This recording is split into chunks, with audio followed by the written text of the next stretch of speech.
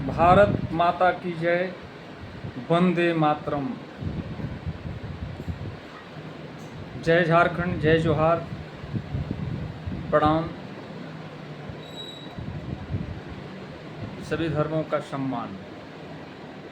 सभी लोग जहाँ भी रहिए, घर परिवार में खुशहाल रहिए। आज मुख्य मुद्दा को लेकर के आप लोगों के सामने मैं उपस्थित हुआ हूँ। अरे जीना खाना तो पशु पक्षी जानवर भी जी रहे हैं। सबका दाता एक, भिखारी सारी दुनिया।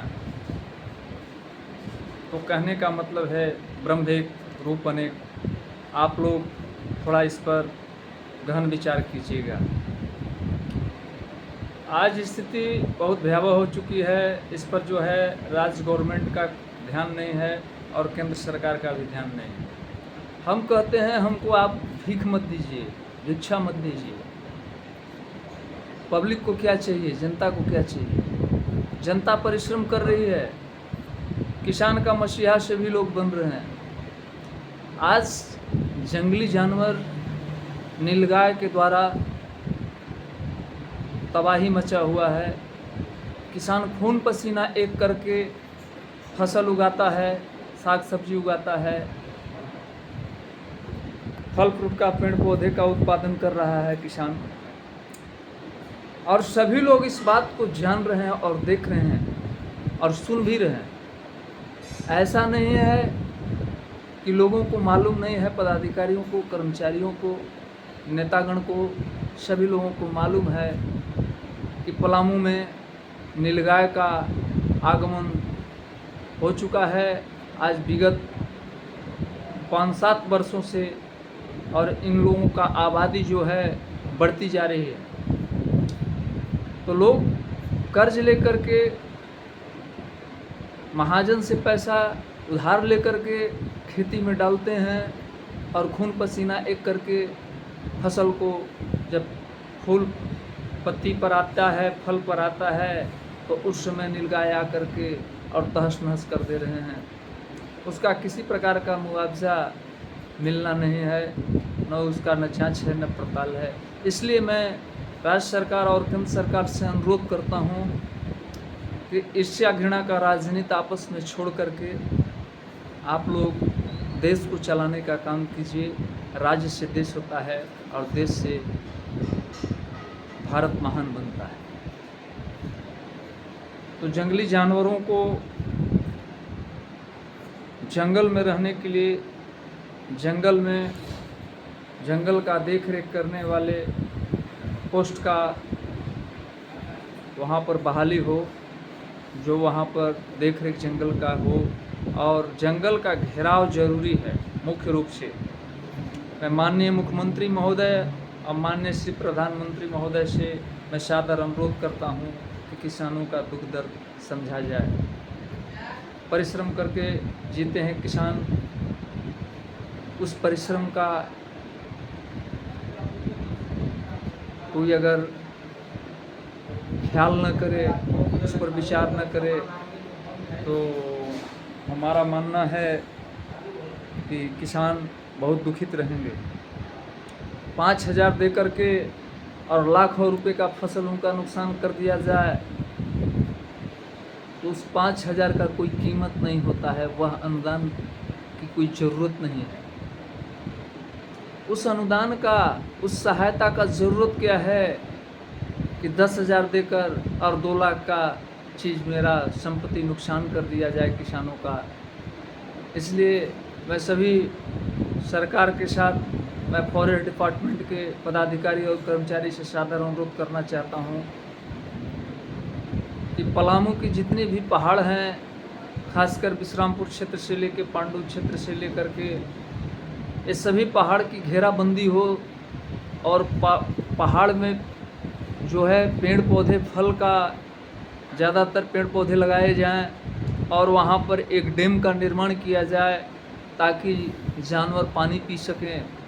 अपने पेट के चलते पानी प्यासे रहते हैं, उसके चलते आकर किसानों का फसल बर्बाद कर देते हैं।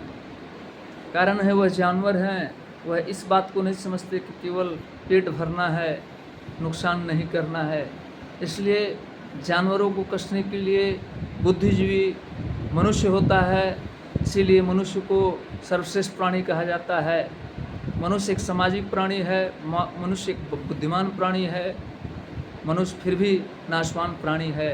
इसलिए मनुष्य अपने आप में रह कर के परमार्थ और सेवा भाव का भावना रखे, ताकि आपस में एकता कायम रहे। जब भारत देश में एकता कायम रहेगा, प्रेम रहेगा, तो आज विश्व का महाशक्ति देश बनेगा। और विश्व का नेतृत्व हमारा भारतवर्ष का युवा साथी, हमारे अभिभावकगण जो दिव्य हैं, तो सभी लोग करेंगे। इसलिए फिर आप लोगों से मैं एक बार पुनः प्रार्थना करता हूँ कि आप लोग किसानों की बात को अन्यथा में मत लीजिए, नहीं तो आने वाला समय बहुत भयावह होगा। अन्न के लिए मारामारी स्टार्ट हो जाएगा, जल के लिए मारामारी, जल का दोहन न हो। जल संचय करने के लिए, जल का लेयर बनाने के लिए पूरे पंचायत लेवल पर जो है शौचालय का निर्माण किया जाए, रोड की सफाई हो, और रोड का अतिक्रमण भी ज़रूरी है। रोड पर पंचायत में हर जगह रोड पर गाय बांधे जा रहे हैं, रोड के किनारे पेड़ पौधे लगा करके, जो पेड़ का कोई महत्व नहीं है, कांटेदार पेड़ को लगा करके आने जाने वाले पब्लिक को परेशान किया जाता है, कांटों से कट जाते हैं, कभी किसी को आँखों में सटका लग जाता है, कभी एक्सीडेंट हो जाता है। तो मैं सभी बुद्धिजीवी पंचायत के लोगों से मैं आग्रह और प्रार्थना करता हूं कि सभी लोग मिलजुल करके इस पर थोड़ा विचार करें। रोड का भी अतिक्रमण होना ज़रूरी है, रोड सबके लिए है।